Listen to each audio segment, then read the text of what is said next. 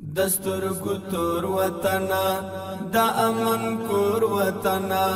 دستور کتور وطنا دا امن کور وطنا دا رحمت سوری تدزړونا د مکیږي دا عدالت مردی زلیږي دا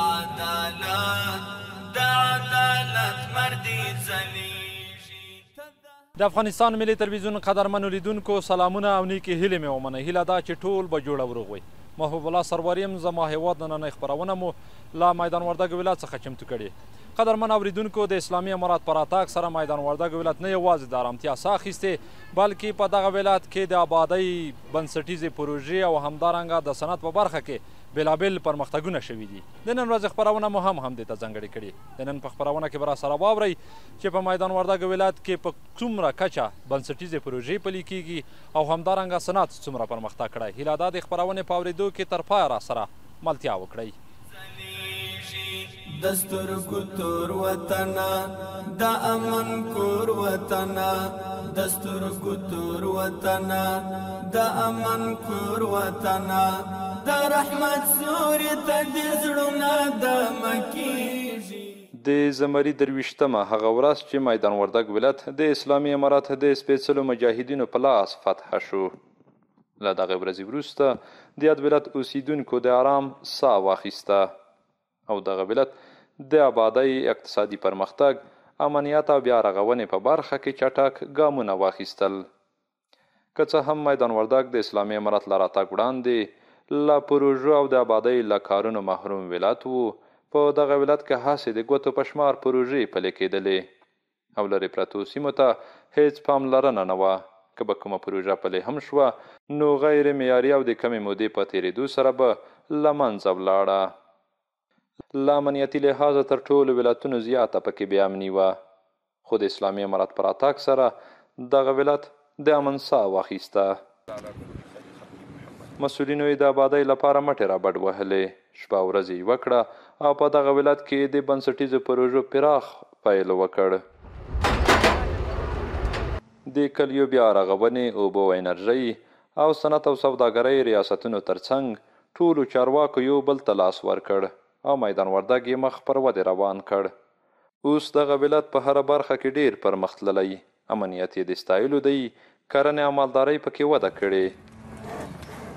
د ولسوالیو ترمنځ مواصلاتي لارې وخت پر وخت رغیږي او پر دغه ولایت تیره د کابل او کندهار لویې لارې یو لاین سړک رغول شوی او په دوهم لاین یې هم چټک کار روان دی. له همدې لارې تېرېدونکي موټر چلوونکي وایي اوس یې د ساعتونو لار دقیقو ته راښکته شوې.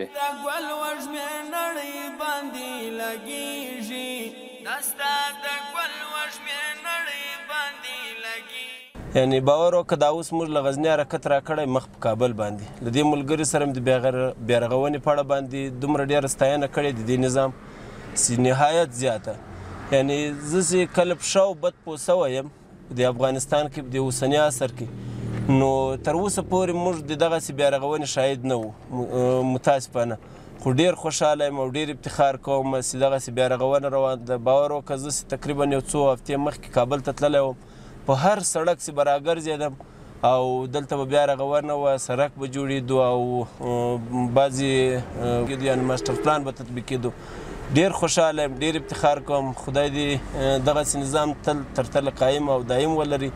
بلکل ښه ډول اوس ځکه چې مخکې ډېر سړکونه خرابه و، ناواره وه، تګ راتګ ډېر سخت و او بالخصوصا اوس خو ډېر ښه وخت او سړکونه جوړ شوه. یعنې مخکې تر غزني پورې تقریبا 1.5 ساعت فرق یې کړی،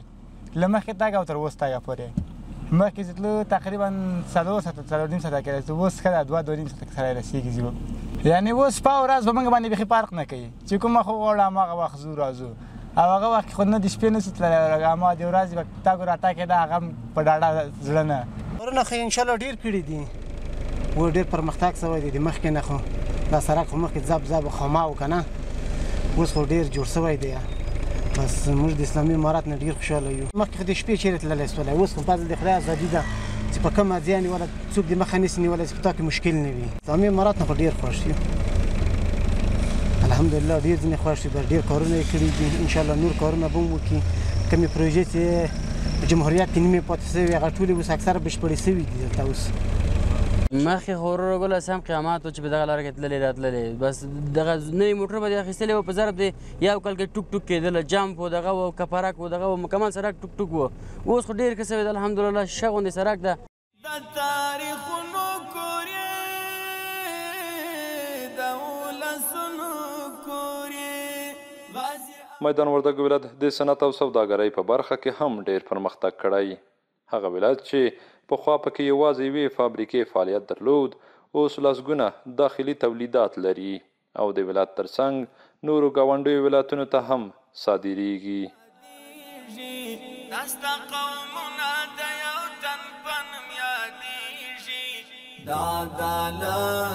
د عدالت مردي ځلیږي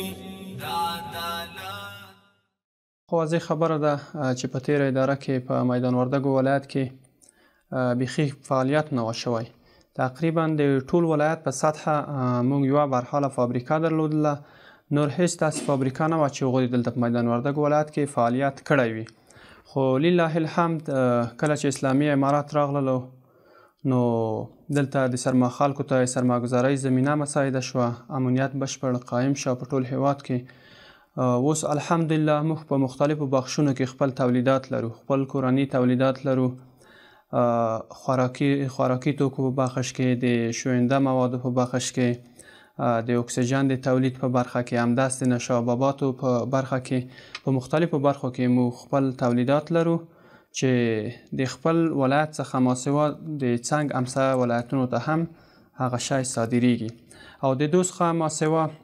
موږ د لاسي صنایعو په برخه کې زیات پرمختګونه کړي دي چې تیر کال لله الحمد د میدان وردګ ولایت لاسي صنایع نړیوالو نندارتونونو او ځینو بهرنیو هیوادونو ته هم صادر شولې میدان وردګ ولایت د افغانستان په زړه کې یعنی د پایتخت په څنګ کې د پایتخت سسریخ پروت دی نو په کابل کې طبعا که اوس فکر وکړو ګڼه ګوڼه ازدحام بیخي زیات دی نو د پانګوالو او ملي سوداګرو ډېر تمرکز هم په همسایه ولایتونو دی لکه فاروان لوګر او میدان وردګ ولایت او زموږ د صنعت او سوداګرۍ وزارت قدرمن مقام هم یوه خاصه توجه د دغو همسایه ولایتونو ته کابل کوم چې په سرحد کې واقع دي الحمدلله زموږ ولایتي اداره زموږ د ریاست په شمول باندې بشپړ هماهنګي سره لرو نو کوم مشکلات چې دلته ایجادیږي هغه هم ورته حل کړي دي هغو ته موږ زر رسیدګي کو او که دوی کومې غوښتنې وي هغو غوښتنو ته موږ عاجل رسیدګي کو او دوی مشکلات موږ په خپل وخت عاجل حل کوو تیر وخت کې دلته د انتیموني او د سرپو یو تولیدي کارخونه پرانیستل شوله چې په لنډ وخت کې به هغه فعالیت باندې شروع وکړي ما سوا د دې څخه به انشاءالله په راتلونکي وخت کې د اوسپنې د پروسس و تولیدي کارخونه د هیواد په سطحه باندې فعالیت شروع کوي او ځینې داسې نور پانګوال دي چې الحمدلله هغه به هم د هیواد په سطحه باندې دلته راځي دلته پانګونه کې هغو لیوالتیا ښودلې ده چې په راتلونکي وخت کې به دوی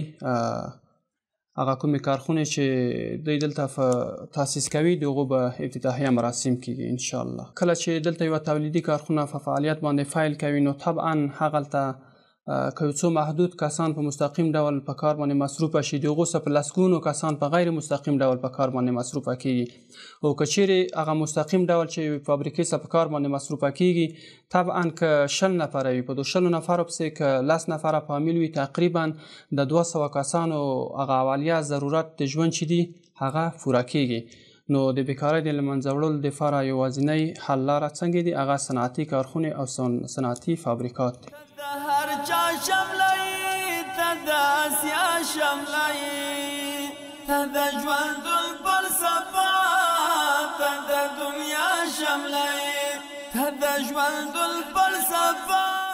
میدان وردګ معتدل او وچ اقلیم لرونکی ولایت دی چې د اقلیمي بدلونونو له امله سخت زیانمن شوی هم دی د بزګرانو لپاره د اوبو نشتون او د وخت ناوخت سیلابونو له امله ډیری کرنیزې ځمکې تخریبیږي خو د یاد ولایت اوبه او انرژۍ او کلیو بیا رغونې ریاستونو له لوري هم یادې برخې ته د ځانګړې پاملرنې له امله په بېلابېلو سیمو کې چک ډیمونه رغولي چې د اوبو د مهار او ځمکې لاندې اوبو په ذخیره کې ځانګړی رول لوبولی دی. دسترګو تور وطنا د امن کور وطنا د رحمت سوري ته د زړونه د مکیږي د عدالت. الحمدلله تقریبا د 45 کلونو جنگونو جهادونو څخه وروسته 4 کاله کېږي چې الله تعالی د افغانستان په ځمکه باندې اسلامي نظام قایم کړی ده او دا د الله تعالی یو نعمت ته موږ د دې لوی نعمت شکر ادا کوو. موږ دومره ویلی سو چې الحمدلله د افغانستان د اسلامي امارت مسیران چې دي اکثران چې دي د یغو ټول هدف دا ده چې د اسلام د احکام مطابق پر وزارت کې خپل کړنې سرته ورسوو. د موږ د اوبو انرژي د وزارت کومې عمده کړنې چې دي هغه د اوبو معلومول دي، هم د سطحي اوبو هم د ځمکې د لاندې اوبو. همدارنګه خلکو ته د خدمت په خاطر باندې د کانالونو جوړول دي، د استنادي دیوالونو جوړول دي، د چک ډیمونو یا د لویو بندونو جوړول دي، د حوضونو جوړول دي یا د اوبو شبکې جوړول دي. خوشبختانه چې د فتح نه وروسته د میدان وردګو په ولایت کې د اوبو انرژي د ریاست تر سرپرستي لاندې تقریبا څه کم 50 پروژې په مختلفو برخو کې خلکو ته د خدمتو، خلکو ته د ګټې اخیستنو لپاره او هغو ته د کارونو د پیدا کولو، خپلو خلخانو ته د نفقې پیدا کولو په خاطر باندې سپارل شوي دي او ته جوړې شوي دي. دا څه کم 50 پروژې چې دي په مختلفو برخو کې دي. په دې کې استنادي دیوالونه دي، په دې کې چک ډیمونه دي او په دې کې کانالونه دي، په دې کې یو لوی حوض ده، په دې کې د بېسودو په ولسوالۍ کې تقریبا 8 د اوبو شبکې دي. دا خلکو ته جوړې شوي دي او خلکو ته سپارل شوي دي. دغه شبکې چې موږ یادونه وکړه چې تقریبا څه کم 50 شبکې دي. په دغو پروژو کې هم د افغانستان د اسلامي امارت بودیجه مصرف شوې ده چې تقریبا د امیر المؤمنین د یو فرمان له مخې چې په 1402 کال کې عملي شوي دي. هره ولسوالي کې یو چک ډیم جوړونه ده چې هغه تقریبا څه کم 40 میلیونه افغانۍ په هغو باندې مصرف شوي. او دارنګه د خاتم الانبیا یو شخصي شرکت یا مؤسسه ده، د هغو له خوا نه په بېسودو کې د اوبو شبکې جوړې شوي دي. او یو د بېسودو یو شرکت ده یا یو مؤسسه ده، د هغو له خوا نه د موږ د ریاست تر سرپرستي باندې یو لوی بند جوړ شوی ده د اوبو چې تقریبا څه کم 2 میلیونه افغانۍ په هغو باندې مصرف راغلی. نو په مجموع کې موږ ویلی سو چې د موږ د ریاست له خوا نه د فتح نه وروسته څه کم 50 پروژې په مختلفو برخو کې موږ عملي کړي دي چې په دغو باندې څه د پاسه 100 میلیونه افغانۍ لګښت راغلی ده او خلک الحمدلله ورڅخه خوشحاله دي. دا ستا قومونه د یو تن په نوم یادېږي، دا ستا قومونه د یو تن په نوم یادېږي. دا عدالت دا عدالت مردي ځلیږي، دا عدالت دا عدالت. تر ټولو زیات د میدان وردګ ولایت اوسیدونکي له اسلامي امارت څخه خوښ دي. وایي پخوا د امنیت نشتون له ګڼو ستونزو سره مخ کړي وو، نه یې شو کولی چې په ارامه ژوند وکړي، خو اوس زیات خوښ دي چې د امن په فضا کې ژوند کوي. د خپل دمه دي لکه د ګل دمه دي، هر یو وګړی دا ستا پر ځنګل دمه دي، هر یو مخکې له پاتې نه د مونږ په دغه نرخ په ولسوالۍ کې نو پاټک سالاري او اردکان ډیر و، حتی مونږ په خپلو جامع مساجدو کې مونږ د اختر او د جمعې مونځ نه سوی ادا کولی، دونه یو وحشت روان و. او داسې بربریت و چې بیخي کله چې د دوی د اردکان کله وجود پیدا که د مونږ زیاتره خلک په غرونو باندې سرکونه واړول او په د حاصلات به هم په غوړه، در حال چې مونږ نه سوی تللی په دې لار باندې بیخي ډېر وحشت و، ډېر بربریت و، ډېر ظلمونه، حتی سیاسر به زور کېده، مال به کته کېده، د خلکو مال خوندي نه و، د ناموس خوندیتوب نه و. او د شپې له خوا خو به هغه مجاهدین چې وه خو خپل ځانونو ته یو تربیه نیوله نو هره شپه به چې کله چاپه وه داسې وه چې هره شپه چاپه وه یوه شپه پاس چاپې وې نو دغه واړه ماشومان چې اثر یې ټول به په ویښه ناست وه دا به معلومه نه وه چې دا اوس یو بزګر د اوبه لګوي هغه به هم په همدغه سیستم باندې شهید سوی و او که طالب و هغه خپل تربیه نیولې وه هغه به داسې یو ځای ته لاړه چې هم به ځان په امن و هم به د مقاومت لپاره یوه لاره سنجولې وه تیاره ورته نو ډېر وحشتونه وه نو الحمدلله چې کله اسلامي امارت کامیابه سوی ده او دا فتحه راغلې ده نو دا ډېر ولسونه که نر دي که ښځې دي او که ماشومان دي حتی که حیوانات دي د دې اوس سخت په حرامو باندې په حرام کې ژوند کوي نو که موږ اوس د شپې غواړو که د ورځې غواړو نو هر ځای ته تللی سو د اسد څلوېښتمه په افغانستان کې ډېر یو غټ بدلون یې راوسته او له ټولو نه دا شکر ځای ده چې اسلامي نظام راغی افغانستان کې او ځوانانو ته د کار زمینه پکې برابره شوې ده او ځوانان په کار شوي دي او په خاصه توګه میدان وردګو کې فابریکې شروع شوي دي او زموږ په منطقه کې دا د وسپنې فابریکه چې پاس جوړیږي او د زغالو دغه پاس د شیخ په ډا کې دا به ځوانانو ته به د کار زمینه برابره کړي او مخکې د اسلامي امارت راتګ څخه دلته په زموږ په منطقه کې جنګونه وه د ځوانان مثلا مسافر و څوک په ایران باندې یا ته کابل ته موږ خپله کډې ټولې کابل کې د دې اوسېدو لپاره زمینه نه وه برابره جنګونه و او موږ ډېر سخت په تنګ ول اوس اسلامي امارت راغلی الحمدلله ټول په حرامه باندې ویده کېږي هغه د چاپو د جنګ د هغه شي خطره موږ ته نشته او موږ په حرامه باندې یاست او له اسلامي نظام څخه بیخي راضي یاست الحمدلله پښتون ده دا پارسیبان ده دا تاجک ده دا هزاره ده او دا ازبک ده دا تعصبونه زښته زیات وه په سطح د حکومت کې په کابل کې دا څوک مقررېدنه هغه کوم ذبح سره به چې تازه درلوده کوم زورواکی به و هغه به هغه لغې چوکۍ یا لغې وظیفې یا لغې عسکرۍ نه لرې کاوه نو اوس الحمدلله چې هغه شیان ټول له منځه تللي دي موږ په ډېر ډېر خوشحاله یو که نه افغانستان داسې ده په حیثیت د یو کور موږ ته لري یو کور ده نو څه چې ژبې پکې بدلې دي مختلفې دي دا خو لساني حساب ده نو موږ په دې ډېر خوشحاله یو چې هغه تعصب اوس نسته له منځه تللی ده هزاره ازبک تاجک پارسیبان افغان ټول سره ورونه دي او خپل ژوند ډېر په ښه سلوکو سرته وړي د سترګو تور وطنه د امن کور وطنه د سترګو تور وطنه د امن کور وطنه د رحمت په میدان وردګ ولایت کې نه یوازې دا چې بنسټیزې پروژې پلي کیږي او امنیت دی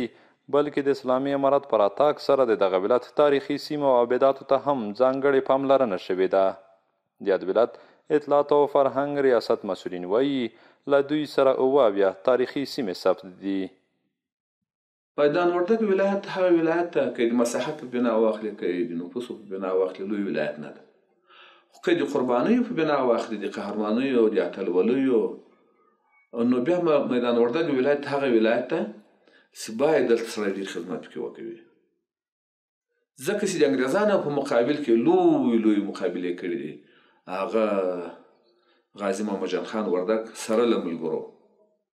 سره له زرغون بابا سره له نورو دغه لوی قربانۍ دي ولایت کې کړي دي د روسانو په وخت کې دغسې قربانۍ ورکړي دي دغه شل کلن اشغال په دور کې چې د میدان وردګو مجاهدینو څونه قربانۍ ورکړي ټول د قدر وړ دي د ستاینې وړ دي نو موږ چې کله دلته رالو په ډېر افتخار او په ابا نیمکار شروع کړو په خپل مسؤلیت کې ټولو ولسوالیو ته سفرونه وکول په دغه اول قدم کې هم دا وکول چې دلته تاریخي خلک تېر شوي دي دلته هغه خلک چې د افغانستان په کچه خلک غازي ملا فضل ربیع الله دې شهادت قبول کړي د امریکایي ټانک ته اور اچوي لکه هغه قهرمانان چې د امریکایانو د لویه شنوک څرخکه یې وغورځول یعنې ورته لویې مقابلې وکولې ډېر ډېر شهیدان اول قدم کې موږ دا وکول چې د دغو غازیانو په یاد کې باید موږ دلته موزیم جوړ کړو چې د دوی تاریخ بیا سلګونه کاله وروسته هم پاتې شي اول قدم کې د دغو خپلو غازیانو شهیدانو په ویاړ دا کار وکولی چې موزیم کار اوس هم روان دی دوم قدم کې دا وکول چې دا یوه کلتوري فرهنګي ساحه ده ولسوالیو ته هم سفرونه وکول په دغه ولایت کې مخکې په اطلاعات فرهنګ وزارت یا اطلاعات فرهنګ ریاست کې 18 تاریخي ساحې یا 18 تاریخي ابدات ورته وایي دا ثبت کړو موږ چې کله سفرونه وکولای په ولسوالیو کې ډېر جالب ساحې وې، لکه مثال دی غازي محمد جان خان کلا او یا نور داسې په هغه کې دغه اطاق ښارګوټه یا داسې